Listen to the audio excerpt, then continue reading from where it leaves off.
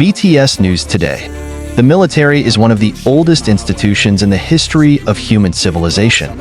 It is built on the basis of hierarchy, discipline, and loyalty. However, behind the gallantry and honor of his uniform, there is a dark side that is often hidden from public view. Internal violence in the military, whether in the form of physical violence, psychological, as well as structural, is still an alarming phenomenon. These cases often go unrevealed due to the silent culture and rigid hierarchy.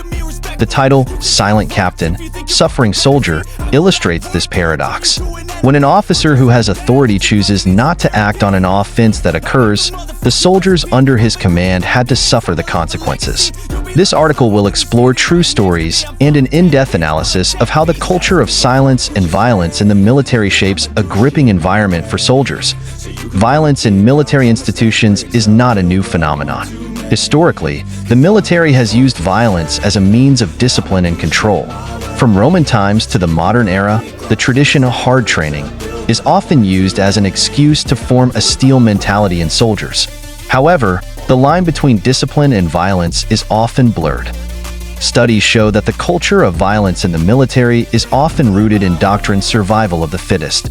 In this doctrine, warriors were expected to be physically and mentally resilient individuals.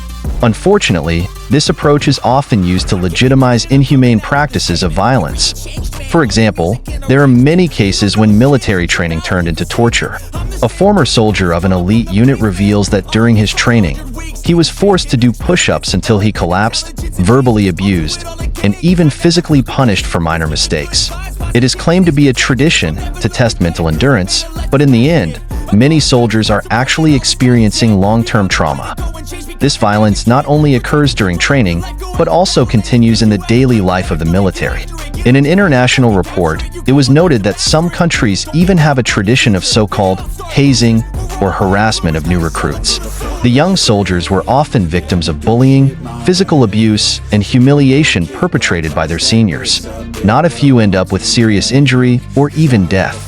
However, what happens when a captain or officer, who is supposed to be a protector and role model, chooses to remain silent?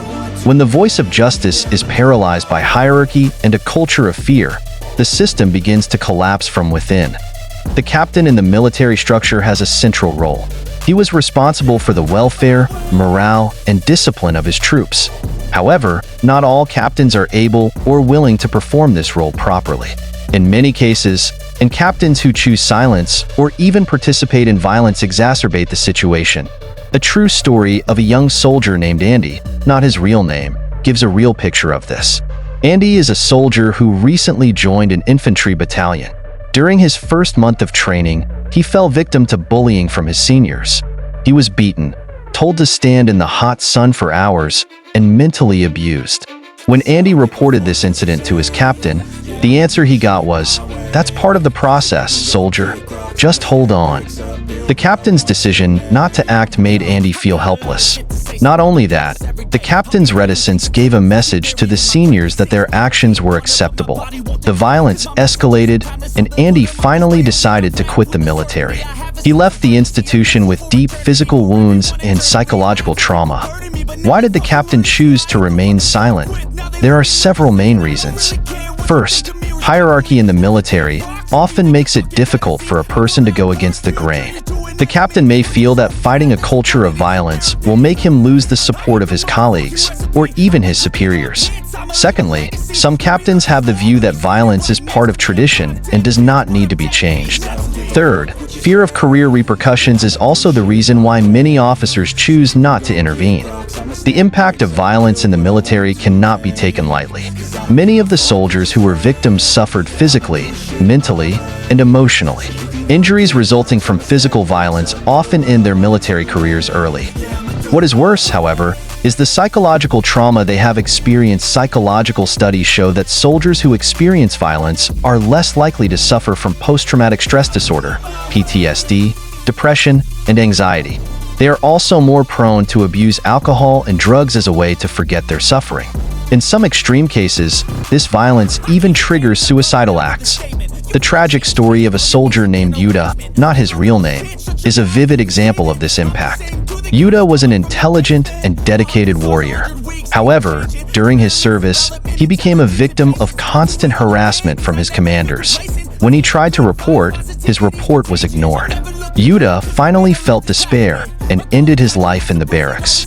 This event left a deep wound for his family, but the military institution where he served remained silent and regarded it as a personal incident.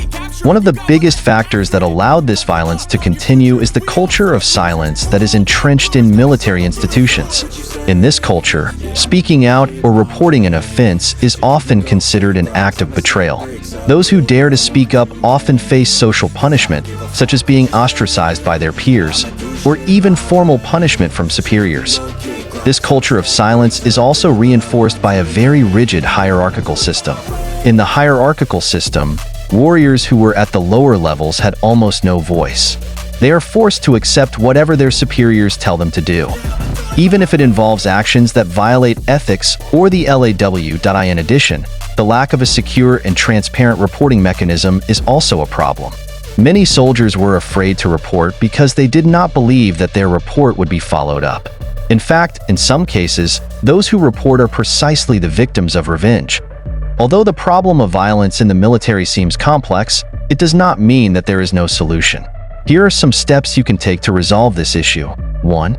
Reform of the reporting system. Military institutions must create secure, anonymous, and transparent reporting systems. Soldiers should feel confident that their report will be followed up without the risk of retaliation. Point 2.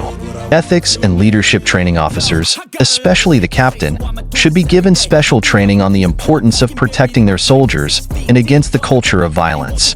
Good leadership should be based on respect, not fear. Point 3. External supervision. Establishing an independent watchdog that can monitor and investigate cases of violence within the military is an important step to ensure accountability. Point 4.